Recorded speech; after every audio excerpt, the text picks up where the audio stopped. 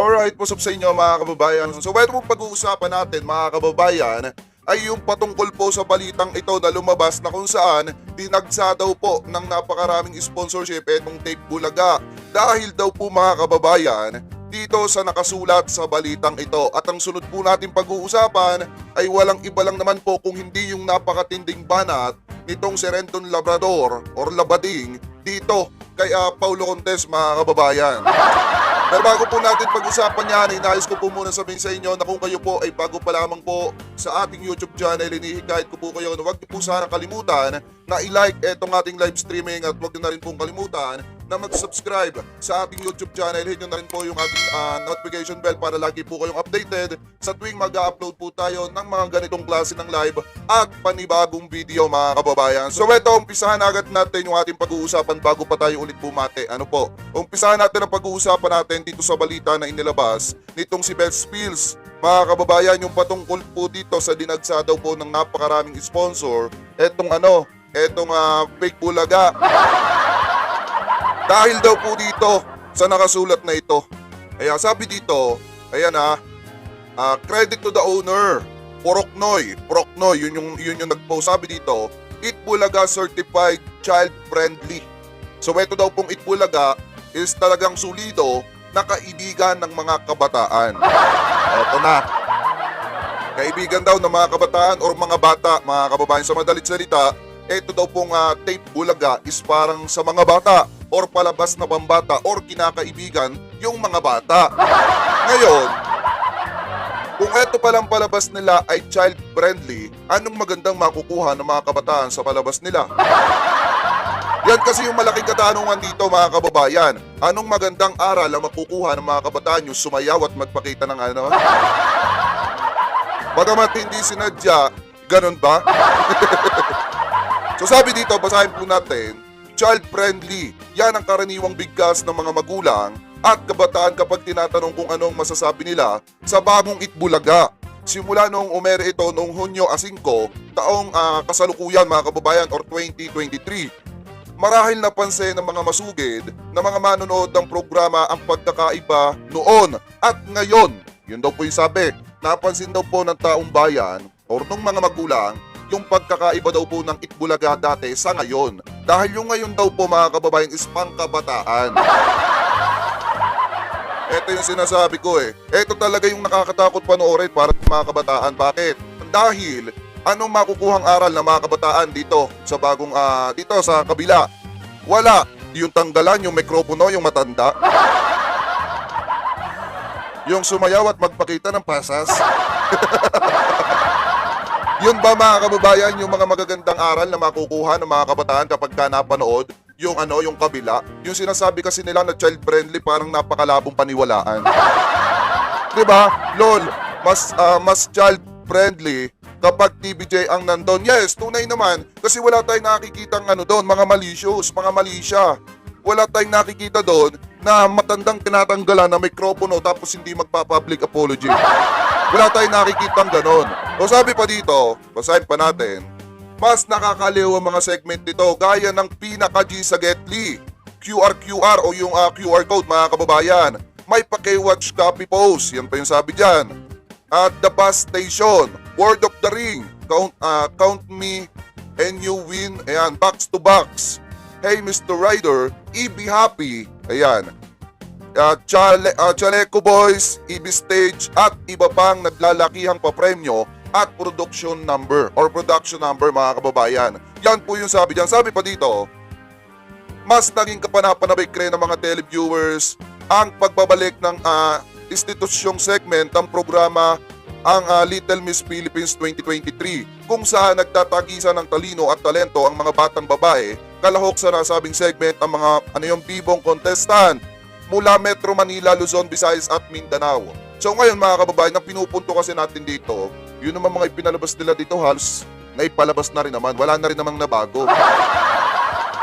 Kaya nga nung nabasa ko to kanina mga kababayan, sabi ko kasi nungalingan naman tong post na ito. Paano naman magiging child friendly yung kanilang mga segment na pinapakita, lalo na mga kababayan, yung G sa Getly na ginawa ni Buboy at saka ni Yorme. na-ambush interview dun sa matanda. Pagkatapos nilang i-ambush interview, tinanggalan nila ng mikropono. Paano naging child-friendly yun? Binabatikos nga yun dahil nga hindi nagpapakita ng kagandahang asal sa mga matatanda, mga kababayan. Paano naging child-friendly yung ganon? So ngayon mga kababayan, sabi pa dito, basahin pa natin ha. Eto. Ayon din sa ating mga nakapanayam, nagustuhan nila ng husto ang tema ng programa na akmang-akma sa oras nito, na lalo namang wholesome. Kaya naman dahil sa mga nasabing pagbabago, pumataw ito ngayon sa dami ng sponsor. Dahil daw po sa nangyaring pagbabago or sa pag-revamp ng Itbulaga, pumataw daw po ito sa napakaraming sponsor. Alin ba yung sponsor? Yung iisa lang? Dalawa? Tatlo? Papalagay natin hanggang 4? Yun ba yung tinutukoy nilang isang damakmak or sobrang daming sponsor? Kalokohan naman yan. Alam nyo sa mga article, pinapaniwala nila yung tao na talagang sobrang lakas nila. Pero deep inside mga kababayan, kinakailangan na nilang di umano maghanap ng ibang tahanan para hindi sila lalong bumagsak. Masakit man pakinggan na, pero yun yung totoo. Hindi tayo nagsisinungaling dito. Dahil may mga isyong naglalabasan, may mga picture na naglalabasan na nakikipag-meeting yung leader ng kanilang produksyon doon sa isang network mga kababayan. So ibig sabihin, naghahanap sila or di umano, naghahanap sila ng bagong masisilungan. Diba? Sabi pa dito, eto, basahin pa natin. Dagdag pati yan ang ating nakausap na isang media planner. Aniya, dahil sa pagiging child-friendly ng programa, hindi sila nag-aatubiling suportahan at maglagay ng mga commercial sa Itbulaga. Sabi pa dito, dahil bukod sa maganda ang content ng programa, kitang-kita na tanggap na ng publiko ang segment at chemistry ng bagong mga host nito. Press 1 nga kung tinanggap ng publiko itong mga bagong host at saka yung mga pagbabago ng Tape Bulaga. Hindi mga kababayan, press 1 ha, press 1. Kung tinanggap sila ng publiko at kung maraming mga tao ang natutuwa sa bagong pagbabago nitong Itbulaga. Presto naman kung hindi na kayo natutuwa. Presto naman mga kababayan kung hindi na kayo natutuwa, presto. Sabi pa dito mga kababayan, eto basahin pa natin.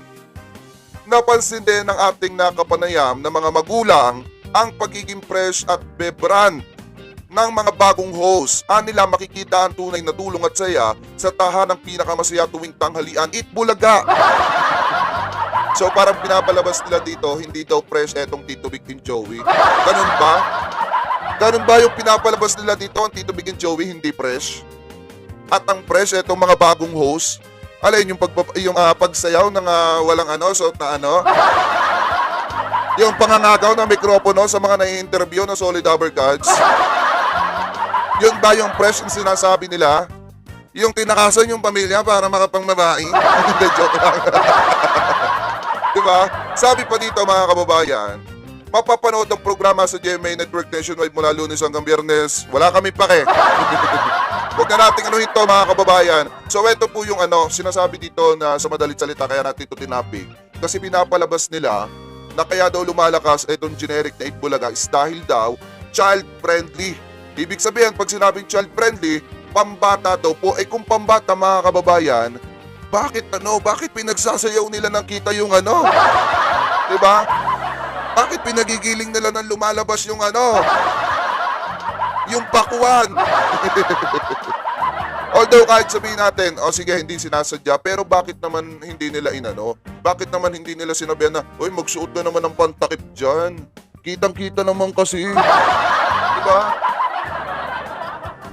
Nangangati tuloy yung may malapit sa ilong ko. Pagka ganyan yung usapan, nangangati yung malapit sa ilong ko.